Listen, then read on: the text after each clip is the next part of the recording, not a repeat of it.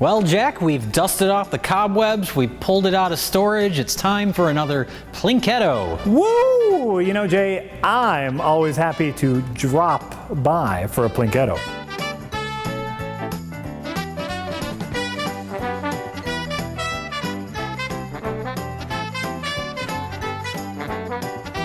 First of all, we've got, again, Death Stalker 2. Nice. And Hell Squad. Steel Justice. Feeders with a very obvious Halloween alien mask on the cover. I just saw that at a Spirit Halloween the other day. An exact same one. Nice. Time Bursts, The Final Alliance, which I don't know which movie that is in the Time Burst series, but it's the last one. Player's Choice. Little Bigfoot, starring a hideous monster. And someone in a Bigfoot costume. Turbulence 3, Heavy Metal. With Rutger Hauer. What? There we go. Virtual Combat, starring Don the Dragon Wilson, and it cost somebody 85 cents. Twin Dragon Encounter.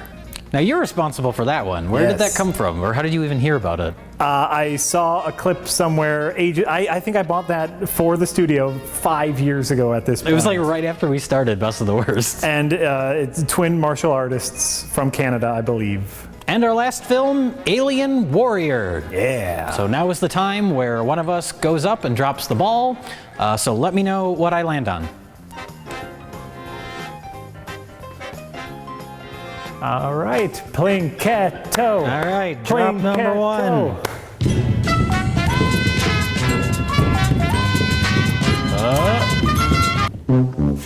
The Turbulence 3, Heavy Metal. Starring Rutger Hauer. Starring Rutger Hauer.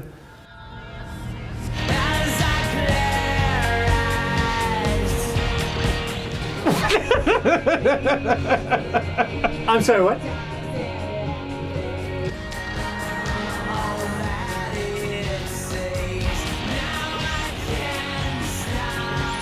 This is a terrible music video. I mean, in the context of the film. Yeah. They just like filmed it in the It's like the production offices.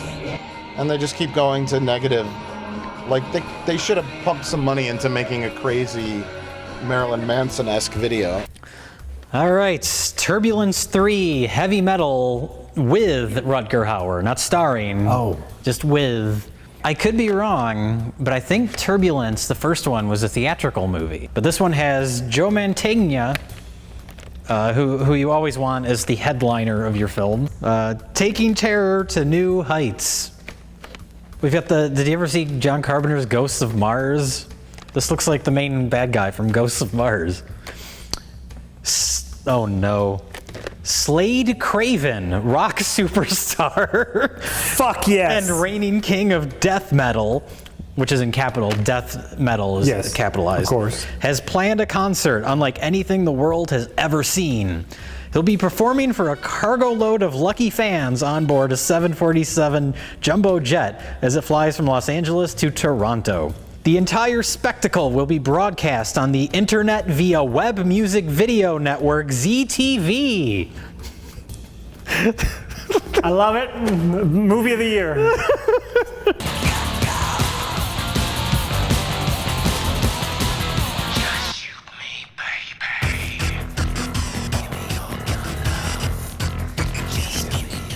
Yeah, why are all the fans back there? Look at, they're just sitting there. Just in their little seats. They're very considerate fans. It looks like a children's television show. Yeah, this is like the Bozo the Clown show. But murder and mayhem take over as one sadistic fan hijacks the plane and kills anyone who gets in the way of his ultimate satanic plan. Let's rock out with our cockpit out.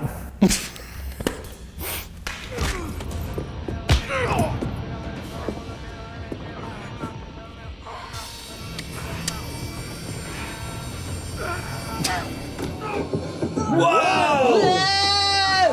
Oh my God! How stupid.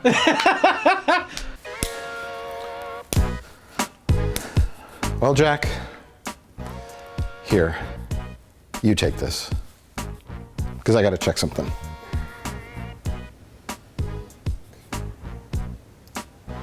No. Forget it. Here, thanks.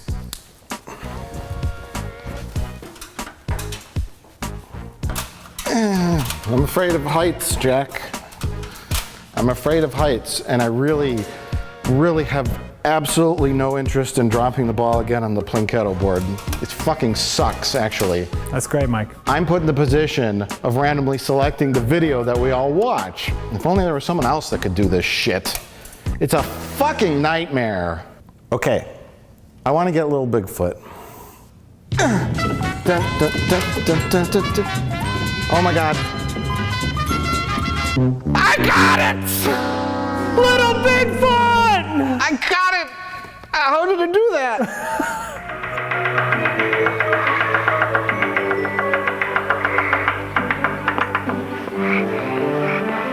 Is that Gerald Nakamura from Samurai Cop? Looked like it.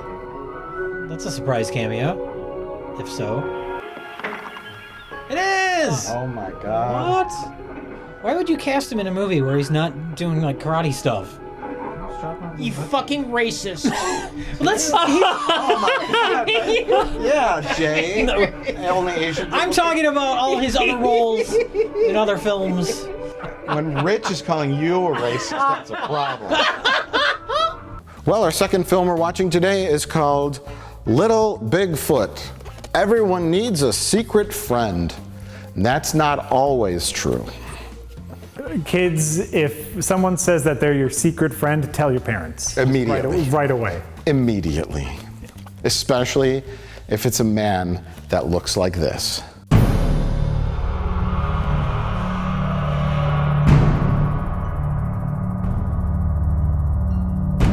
Little Bigfoot.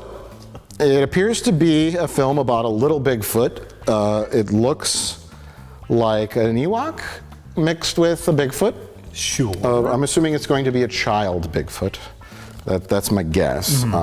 Little kids befriend a kid Bigfoot. Yes. Deep in the heart of Cedar Creek, the Shoemaker kids are enjoying a quiet summer vacation. But with the amazing discovery of a friendly little Bigfoot, they soon find themselves on the adventure of a lifetime. That's all. There's nothing. 99 minutes. That hurts. What are you doing? Get out of the way! Holy shit! I wasn't anticipating that. Well, if this is what year is this? 1995. The bad guy, I'm going to call it old, bald, white corporate guy from a company that wants to deforest the area where Lil Bigfoot lives with his family for corporate profit. Boom.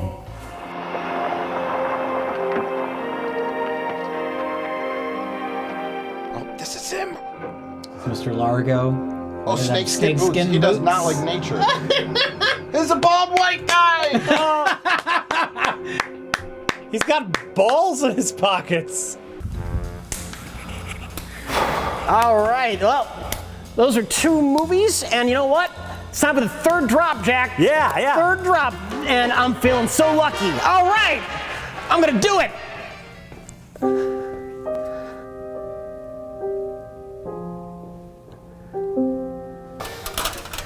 All right, let's see. Where am I gonna put the sucker? I've done this so many times. Oh, wait a minute, Jack. There. You've never gotten to drop the ball before, have you? No. Oh, you know what, Jack? What?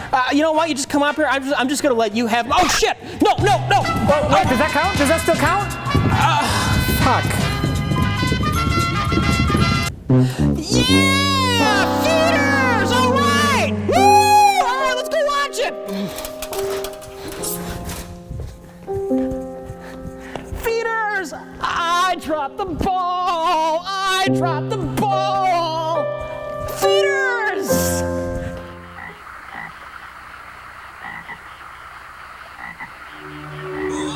Oh! Ooh, the head moves. Oh my god. Oh!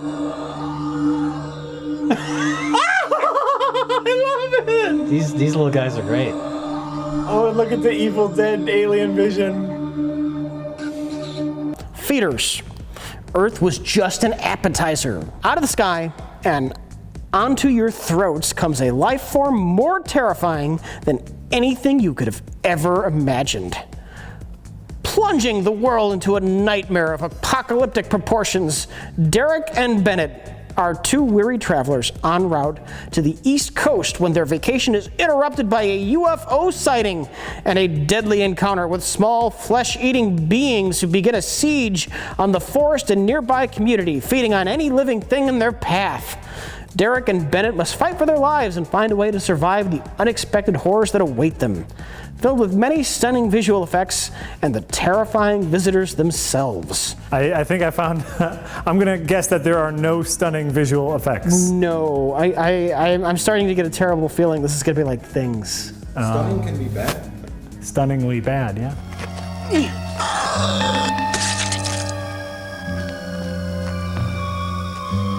Is that the best you could do? Rich Evans is unimpressed. Whoa! Rich, they're beaming him aboard. They're beaming him on the spaceship. Or they vaporized him. One of the two. Oh, no, he's on the He's the laying on spaceship. tinfoil. Oh, they're fucking him.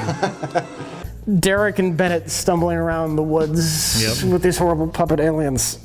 I'm starting to regret this. Be prepared for a close encounter of the worst kind. Let's go watch Feeders. Let's stick our hands in a blender. Like, that's what we're going.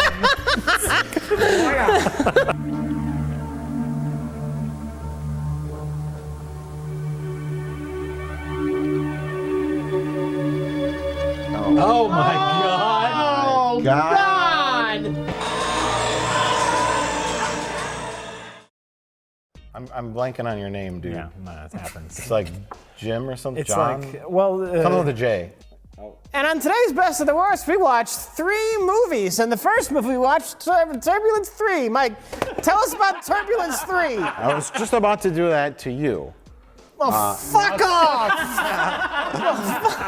off! First of all, before we begin today's episode, I'd like to address these wonderful little tape holders / DVD holders / Blu-ray holders Yeah. that somebody sent to us. I don't know who. Somebody made and sent them to us. I think they're 3D printed. Thank you. So thank you. Thank you. they're beautiful. Whoever sent these in. I'm sure we'll break them sooner rather than later. Yeah, You'll need to send in more. they are pretty neat. They are pretty neat. But like Rich said, our first film, Turbulence 3, Heavy Metal, shock rocker, Slade Wilson. Ooh, what's his name? Close. Slade Craven. Yes. Who looks like a cross between Marilyn Manson and Gene Simmons. Sure. And he's supposed to be like some kind of demonic shock rocker, and he decides to hold an exclusive concert aboard a 747. Brilliant idea. Great idea. Brilliant idea. Please follow the lighting to the nearest exits. And just a friendly reminder. Even though nobody stayed in their seats and they disobeyed all regulations. Well, they apparently gutted the front of the plane and took out all the seats. Yep. All just for this one concert. Yeah. Seem to make that area of the airplane a little bit wider, too. Just Yeah, it looks like a little bit bigger than you would think an airplane would look, but In reality, it would be way too small. Like way, way too small. So they cheated a little bit. They didn't cheat it as much as I thought they were going to. I thought it was Yeah. just going to be blatantly just be just a giant area. it wasn't overtly comical, which is what I was expecting. Yeah.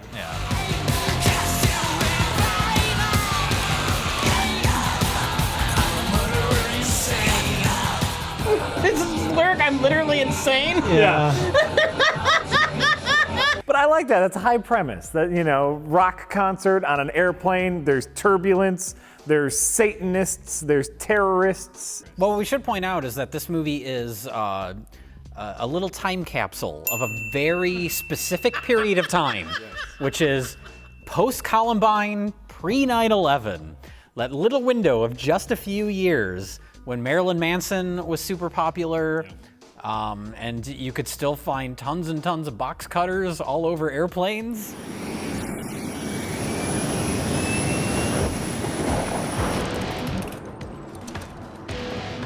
Look at all those box cutters on that plane.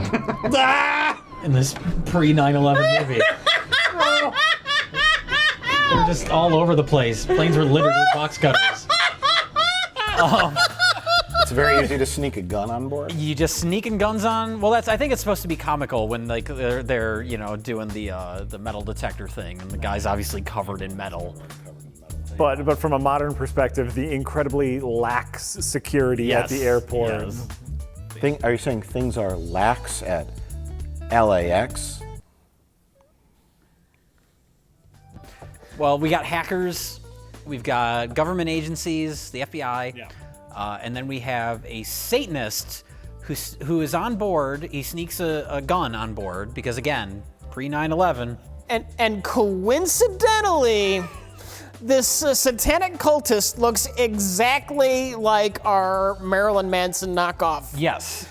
There are so many pieces to this puzzle of Turbulence 3. And they all result in everybody standing in one spot for 90% of the movie. Oh, it's the most efficiently filmable film script I've ever seen. Well, and then we have Sammy Hagar. What's his name? Slade Craven! Then we have Slade Craven, who has been knocked out and placed in the warehouse section of the plane. The section of the plane with all the box cutters. Yeah, the section of the plane with all the box cutters and the computer monitor and the cables and the concrete floor. And then we have FBI guys who team up with the people that are running the internet live stream. That's right. And then we have the hacker who teams up with the underrated FBI agent. So they're at their computer hacking station for the rest of the movie. Hacker / member of a boy band. Yes. Right. Who apparently that actor was also in Turbulence 2 as a different character. Oh, he was a different character in Turbulence 2? Yes. Same actor. That's beautiful. Different character. But he will always be Nightbreed. Oh, but don't forget about the cockpit. I was actually incredibly shocked when he goes to one of the other locations. For like literally a second. Yeah. There's actually one of his scenes, there's multiple scenes in the movie where he's in the cockpit and he does absolutely nothing. It just cuts to him there to remind you that he's in the movie. And at the end of one of those, he looks at his watch and he gets up from his chair like he's leaving the set. Like my time's up. I'm done. And it's like, well, we got to use every bit of footage we have of Rutger Hauer. So they just left it in. Only paid me till 4, guys. But we should really talk about the subtext of this movie, which is how it is an ode to how efficient modern communication is. Now ask him to engage the autopilot again. Okay. Slade, let's re-engage the autopilot. Nick's not lighting up. I have the FBI here, and they want to talk to Craven. Cut him off again. Put him back on. Hold on, I'll be right back to you. Okay, put me back on with... Okay. Because everyone is talking to everyone. Oh! Despite flying through a storm. Yeah. A reporter talks into his microphone to an air traffic controller on the phone. Somehow. We've been assured that all FAA safety regulations will be followed, so there is no reason to deny the request. And can you comment on the rumors that threats have been made against the FAA if the concert doesn't happen? Absolutely not.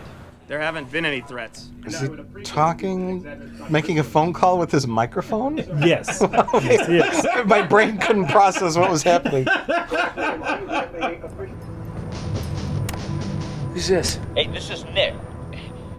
Dude, you have no idea. I'm such a big fan of yours. He talks to him on an old computer monitor. Right. Everyone can communicate with everyone all over the place. Right. Wild Heart Can't Be Broken listens in on the hacker on Nightbreed. Yeah. Ordering a pizza. Everyone can hear everything and do everything and talk to everyone. Well, there's a twist where it turns out that Rutger Hauer is one of the Satanists. So he ends up shooting himself in the head for reasons. But wait, you got to talk about what Rutger Hauer did before that. Somehow he blew up the San Diego airport. Oh, yeah. In an apparent act of terrorism. The filmmakers realized that nothing was happening, so they were like, let's just blow something up. Yeah. Everybody out! Oh my, wait. What happened? What is this? They bombed the tower in San Diego. What? Who did that? The Craven, the bad Craven. Okay. That kind of came out of nowhere. But they're like, talk to the FAA in San Diego. They'll give you something. And then Rutger Hauer, like, he takes his shoe off and he hits the control panel, and the San Diego airport blows up. Literally, that's what happened. Right. Because, okay. I don't know if we're properly communicating how dumb this movie is. It's so hard. It's hard to explain. You're cutting to Rutger Hauer shooting himself. Yeah. Rutger Hauer shoots himself because he is the only pilot left, and he has set the manual controls to crash the plane into a church in Kansas because the church falls on satanic ley lines. They think that the plane will go right down to hell. Guess what Stall is? What? It's a very small town in eastern Kansas with a church with a very interesting history. Look at this. Church in Kansas is the seventh gateway to hell. Even the Pope, in his visit to Colorado in 1996, would not fly over eastern Kansas. They're gonna fly into the gateway to hell.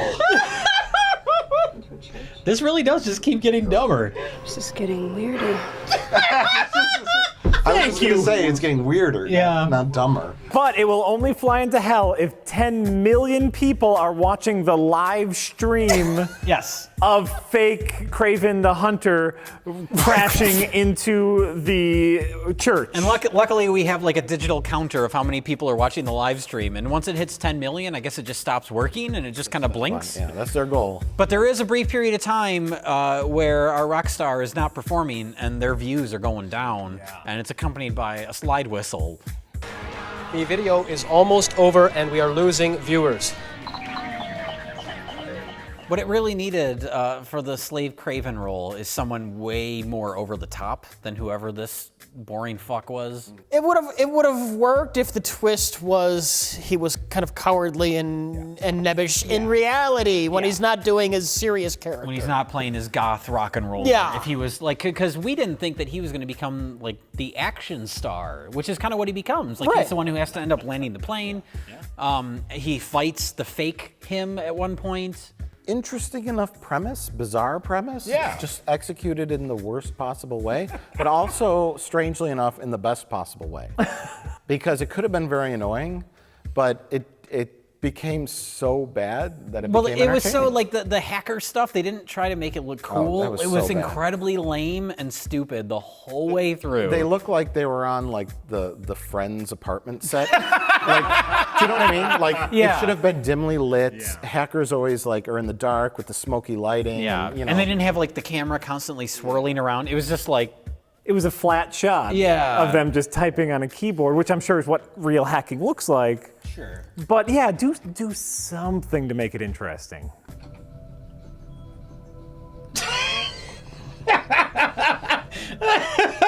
Yay, computers! That's some amazing piece of technology. So there's two things that upset me about this movie. The first thing was... Just two? There's two major things. Okay. When Slade Craven is fighting his evil doppelganger, like at the end. They're fighting each other. And we quite clearly see in the background the exit door to the plane. Oh, yeah. That door does not get open and nobody gets sucked out of the plane. I'm very upset about that. Oh no. Throw him out the plane door? Yeah, throw him out the door. I'm going to give you a swirly... That's it? Oh, that's it? That's it? Wow. It's easy to move cart. Stop you. Yeah, look how light that was for him to move. What good is it gonna do? He just gets shoved in the bathroom with like this empty cardboard box propped up against it. No, it was a flight attendant cart, and he picks it up like it's made of styrofoam. And he puts it in front of the door. That's gonna hold the bad guy. Right. And the bad guy never comes back.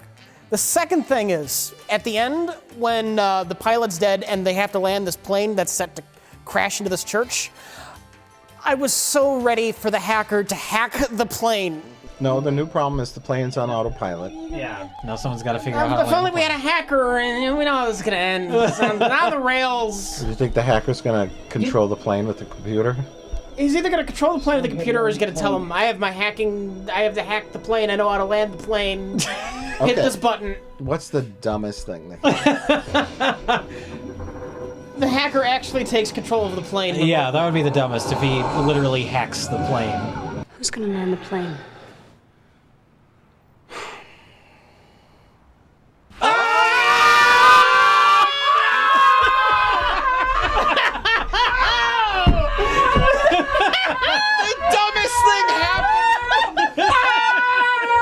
Well, it's simple. Some kids grow up playing Nintendo. For me, it was flight simulators. Fuck you! Flight simulators! With a joystick. A joystick. Yeah. And to land the plane with his flight stick. But he kind of did. Like he was. If you go back to the shots of the hacker is doing something with the controls. I think he's doing the flight simulator so he knows what to tell Sammy Hagar to do. Turbulence 3 defies cliches in the most unsatisfactory way possible. Rock and roll! Yeah! Can you believe what just happened? No.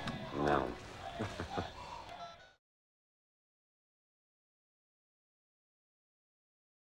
So much like Turbulence 3 having very little turbulence, Little Bigfoot has very little Bigfoot.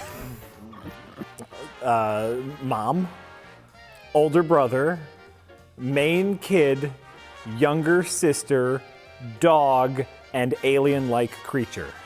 Oh, so kind of like that famous alien film, The Thing. This is just, we're making a cheap direct-to-video family movie. We need a plot. It's just E.T. We'll just do the plot of E.T. Okay. Well, one, I mean, the little Bigfoot plays such a little part in this movie, no pun intended. What little kids want when they see a film like this is they want lots of politics about deforestation. Oh, come now, let's not jump into legalities right off the bat. Environmental activists are really important to children. And car chases. Violent car chases. There's fucking 5 car chases in this movie. No, you're not. Drive! See, she has Down syndrome, doesn't she? No, she's missing teeth and a bad actress.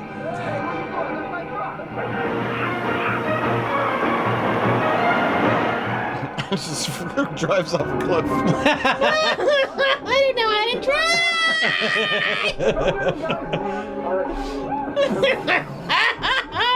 Are there as many car chases as there are scenes of little Bigfoot masturbating?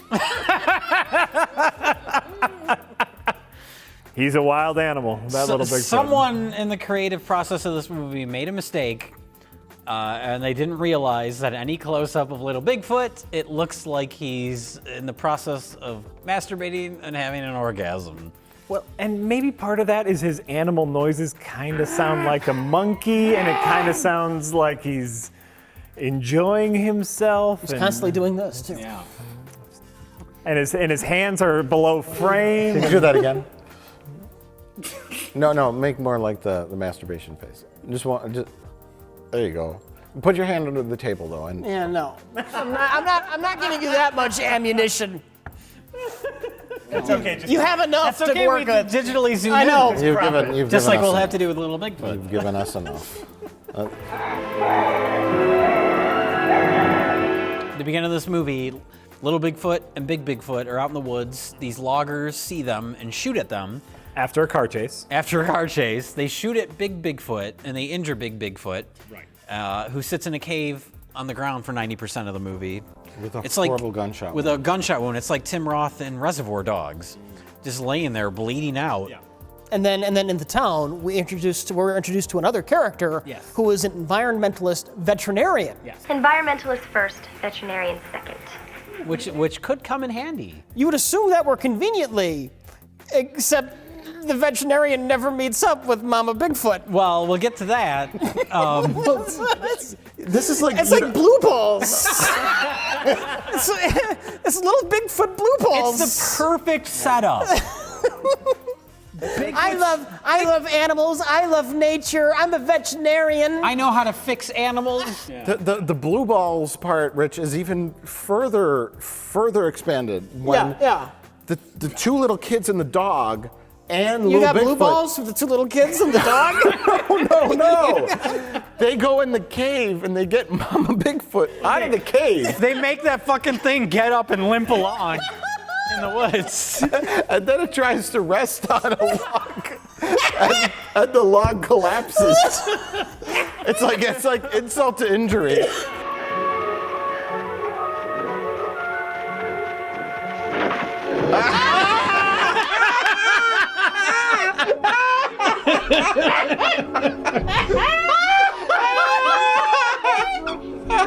Boobery! It sucks to be you! You dumbass! And then they just leave it there and run away. Our working theory was that the actress who played the veterinarian quit probably because of sexual harassment. There was that one scene where one of the loggers is like, ugh, like grabbing her hair, and it seemed like out of place or inappropriate. So for whatever reason, she quit the movie, and they didn't shoot the scene where she cures Mama Bigfoot, because at the end we see Mama Bigfoot on the mountain like waving. The last time we saw Mama Bigfoot, she was dying next to a log. And now all of a sudden she's waving goodbye.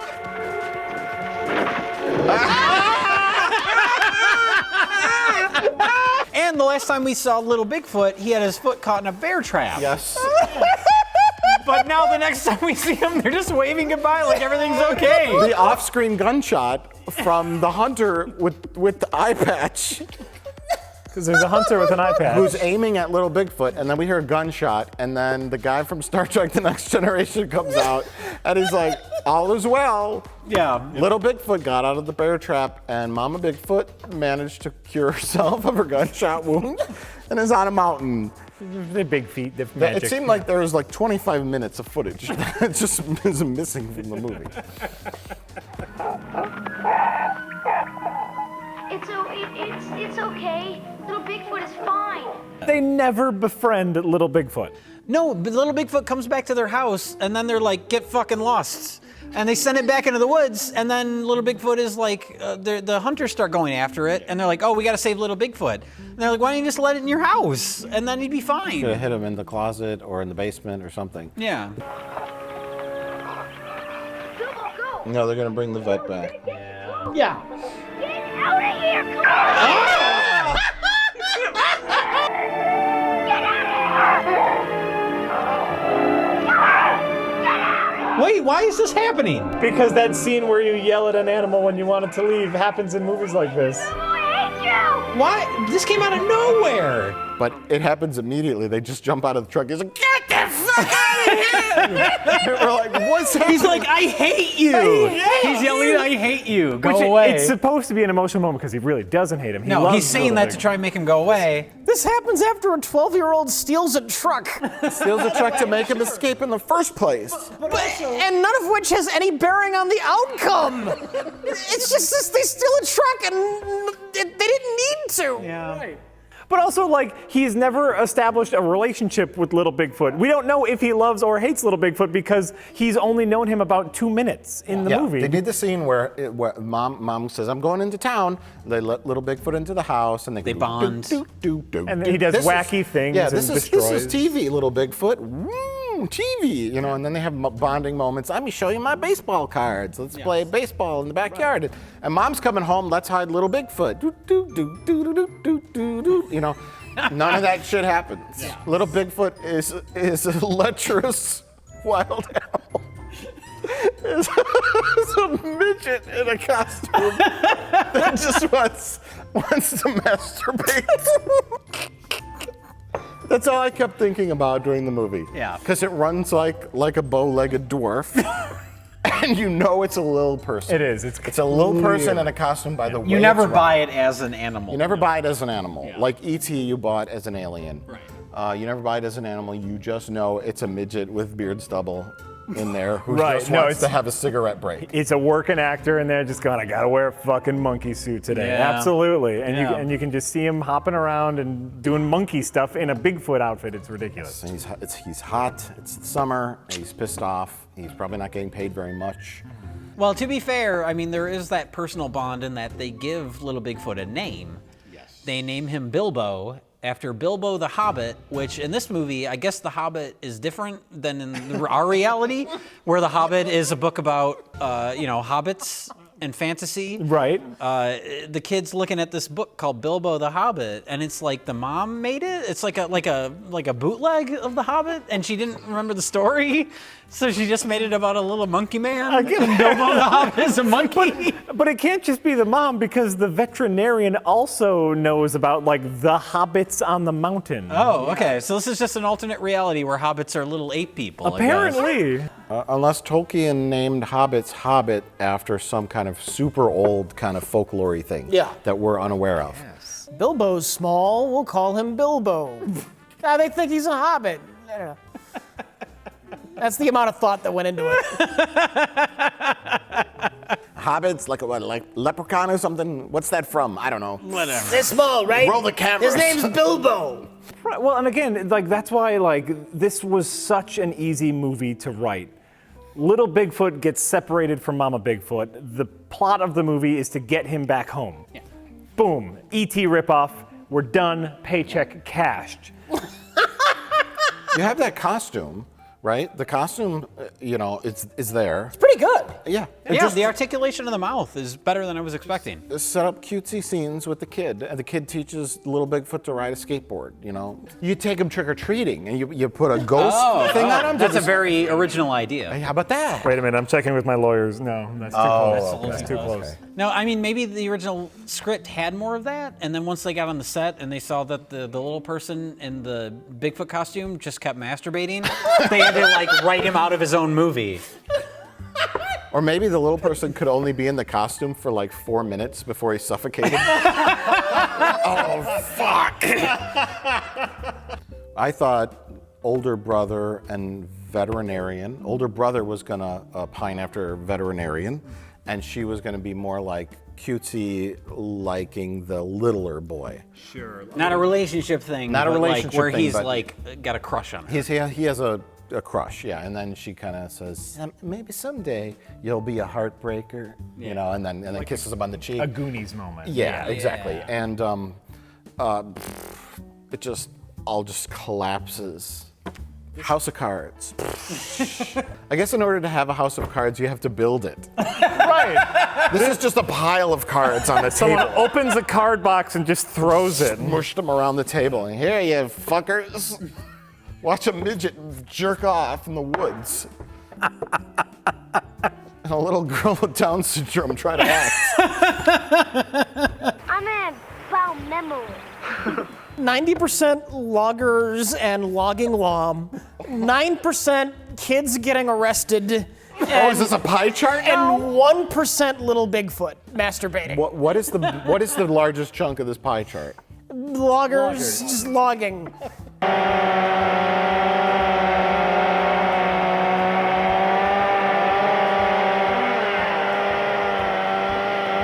This is not an unedited sequence from the film. Yes. Where the little Bigfoot masturbates in the woods. This has not been altered in any way. It's not been altered in any way, where characters look on in shock.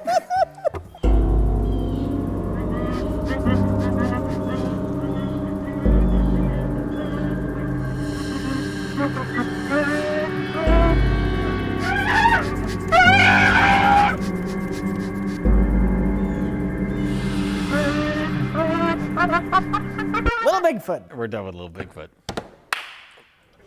Yeah, older brother's hanging out with the sexy vet. Oh, so they're gonna do the love interest thing with the older brother, I guess. Gives a shit.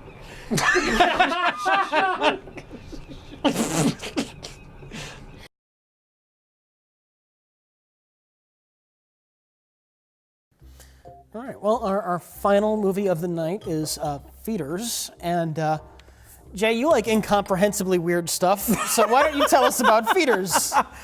Well, Feeders is about two men who are most definitely not homosexuals. This cross-country road trip's supposed to be fun.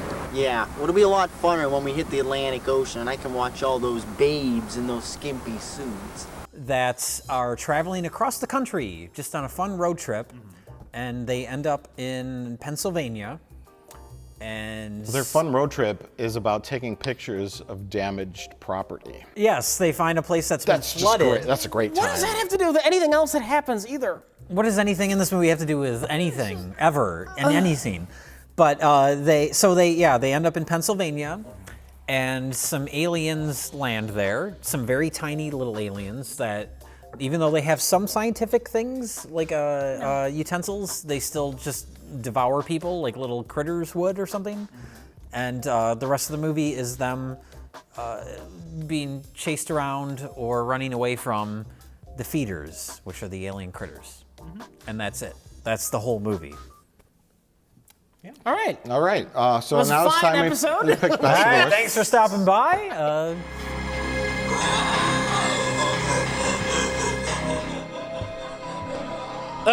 Oh no, our babe. Oh! They seem really easy to deal with. They seem very... Look at her. No, that's it. This movie is made by... we haven't delved too much into the notorious 90s shot-on-video subgenre, but this movie was made by the infamous Polonia brothers from Pennsylvania, which they made tons of shot-on-video movies. I think this might have been their first movie. It should have been their last movie. They invited us to a party out at the park. The park? I don't know. My father is the head ranger. He'll catch us. We'll take my car. He'll never know. Okay. I was going to say, there's this period in time where making the equipment used to make movies all of a sudden became accessible to everyone. Well, not only that, but you could make something that was shot on video that would actually be distributed in video stores. Yes. I remember the first time I saw that. It was a movie called Bloodletting, and it was shot on video, and it was in a video store, and I rented it. And I was like, you can get a movie that's shot on video? Like, into a video store? See, my issue with this is it's like shooting fish in a barrel. This is really low-hanging fruit. You have something somebody made for like $100 and 2 pounds of latex.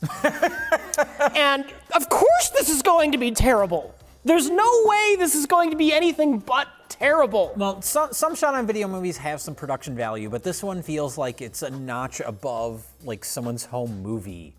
Or like them just like fucking around at their house with their friends. Not much higher. No, not much, but a little bit. This to me feels like the shit we made in high school. Sure. It feels like 12-year-olds made it, when grown-ups made it. Well, not just as far as the technical qualities, but the writing. The writing and the story, and the two guys driving around their car, and they just end up in the forest preserve, and there's like no, like the one girl that they got is like the worst actress in the history of movies. Yeah, yes. They're looking for babes, and they're at a gas station, and the one that looked... Well, everyone in this movie looks like they just walked out of Napoleon Dynamite. Oh, no.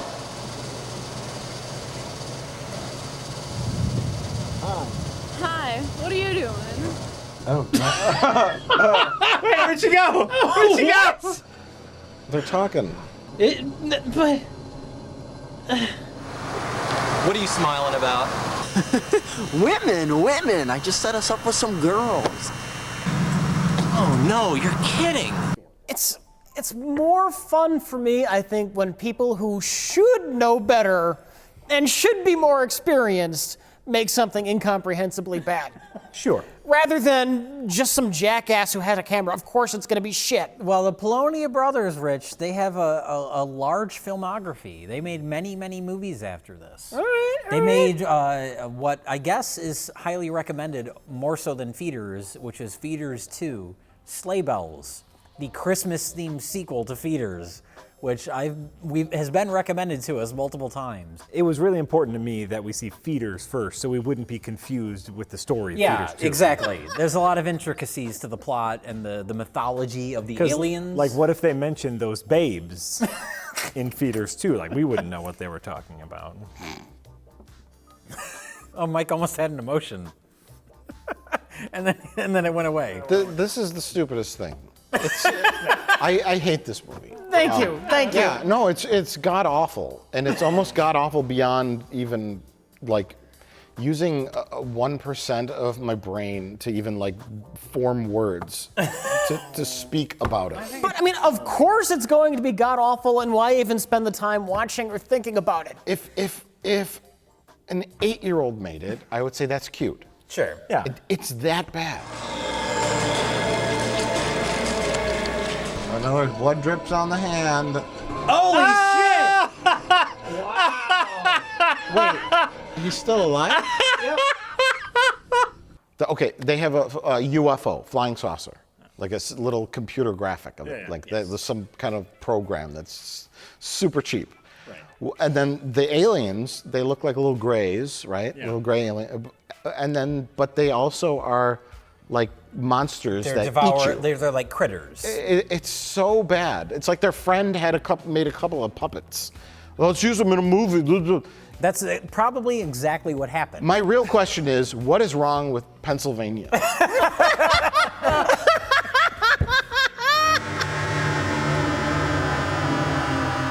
Oh, that's nice. I shined a light in the window, Jen. I mean, I guess that's pretty good. Mike, you got to look at this on a grading scale at this point. Remember the curve they're on. We're grading The Pennsylvania curve. the Pennsylvania curve here. They thought to shone a light through a window. What we can talk about is wasted opportunity. Was there any opportunity? Yeah. There was, because there was exactly 15 seconds of really interesting filmmaking in this movie. You mean the one day when someone remembered to bring a dolly and they used it for 5 seconds? First of all, as low-budget filmmakers, how excited were you to see them use a dolly? It was exciting because it came after like 30 minutes of complete garbage, and then all of a sudden it was like, whoa! And then they started using it in every shot. Like, Yeah, hey, the they guy. used it in every shot for just that one brief, beautiful moment. There was a couple shots in there. Like there's the one shot when they're walking towards the farmhouse, and it looked almost like desaturated, and then I'm assuming a lot of the stuff that looked okay was accidental. The perfect 15 seconds is one of our heroes, the one with the mustache. One of the Polonia brothers. One of the Polonia brothers gets abducted by aliens and then comes back to Earth, and he's all dazed and confused when it cuts to outside the building they're in, where he's outside, but he's also inside. And then there's It's very David Lynchian.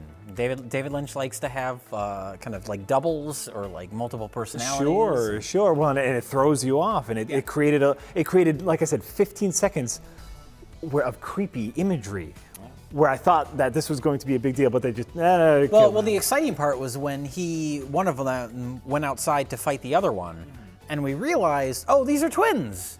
And that's when we discovered that was the Polonia brothers. Yes!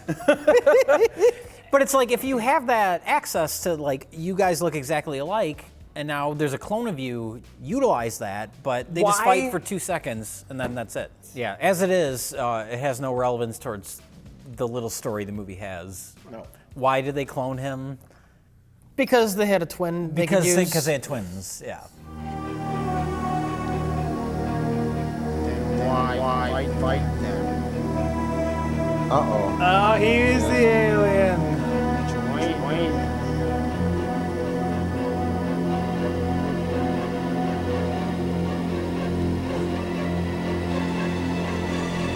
So much to do. So little time. You don't need the aliens at all. No. Well, you don't need this movie at all. No. Aliens come to Earth to feed on humans. Then you double down on that, and you have lots of teeth and Lots of biting gore. and gore and ripping Good flesh, gore. and then, like the first 2 or 3 kills are, oh, there's an alien. Someone falls down in the woods, and then you see the blood dripping on their hand from like a source out away from their body. Yes. And it's like, okay, they just filmed some guy's hand, and they drip blood on it. Like, your movie's about aliens coming to Earth to eat people. Make a movie where aliens eat people. Right? This is a fun summer where you and your friends on your time off, you have a lot of fun making a movie, and then you edit it, and then you have a screening. You invite your friends over and some of the family, and everyone watches it. Oh, remember that fun time we had throwing the blood around? And then you take the movie and you put it in a bin, and you close the lid on the bin, and then you never talk about it again. To me, Feeders is a time capsule. There's a cute quality to it for me. You were looking at it more of like the laziness of the gore, which I don't even think I don't know what their intentions were. That's the confusing part. Right. I think it was just to complete a movie, like whatever it is. Yeah. Like that's what it seems like to me. But there's a weird like the early to mid '90s shot on video stuff. There's something kind of cute about it, even though it's fucking awful. Historically, I would never want to watch this. Sure. But but if you're someone that's interested in the history of shot on video movies, this is almost like there's more than just me out there that's interested in that kind of thing. No, this is a real thing. No, because it was a little like bizarre subgenre, a sub-subgenre. This is the precursor to all that we're doing now, is people outside of the studio system making movies on their own. This is the great uncle who touches people inappropriately that led to us. And I think this movie has no value whatsoever.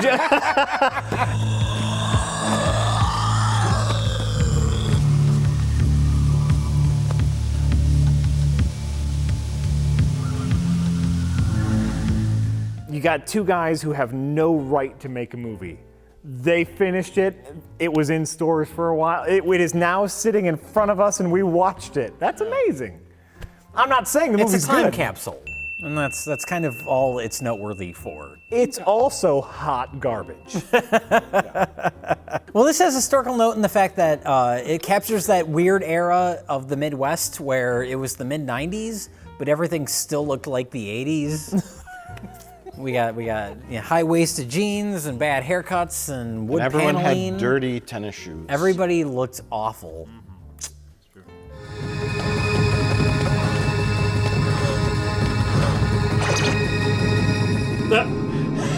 Building demolition. All right, well, those were our movies tonight. I think we're at the point where we have to ask the question, which of these films is best of the worst? Mike. It's a very good question. Feeders, I definitely think is the worst. I don't care. I'll put it in a time capsule, Jay, and bury it. Your fucking significance, historical significance. Open in the year 5 billion after the sun has consumed the earth.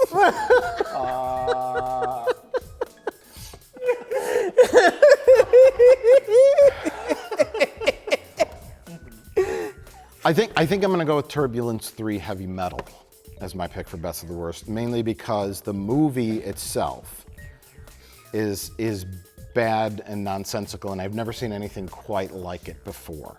This is incompetent and bad, but most of our humor came from us imagining a scenario where a midget was masturbating inside a Bigfoot costume. Yeah. The movie itself was very bad. I think Turbulence 3 Heavy Metal wins almost by default for how bad Little Bigfoot and Feeders were. All right, Jay, what are your pick? Best of the worst is Turbulence 3. For all the reasons that everybody has already said, it was the most entertaining, it was the weirdest, it was the dumbest, in the best possible way. Yeah, I'm gonna echo you guys. It comes down between this movie here, which is strange and interestingly made and like efficiently. Which one are you pointing at? Turbulence 3. Somebody hit the unanimous vote button. Did something happen? Yeah, there was a bunch of bells and whistles that went off, and a text flashed on the screen that said "unanimous winner." You don't hear it or see it because it's in post. It's in post. Okay, so we all agree that Turbulence 3 Heavy Metal is the best of the worst. Yes. I would like to submit to the panel that we destroy Little Bigfoot. I think it does a bad job at being a ripoff. See, I want to destroy Feeders for being a complete waste of my time. Rich, I know Jay's not going to agree. I know. He's going to say Feeders should I understand. should be put in a museum of video He's history. trying to make fun of me. No, I agree with you. It shows that the little guy could make a video on their video camera that ends up in a store. Like, fuck that. I want to drop 1 million cinder blocks on Feeders and watch it shatter into 1,000 pieces. I have a compromise. Oh. We won't destroy feeders. Okay. However, we will put it in a time capsule and bury it.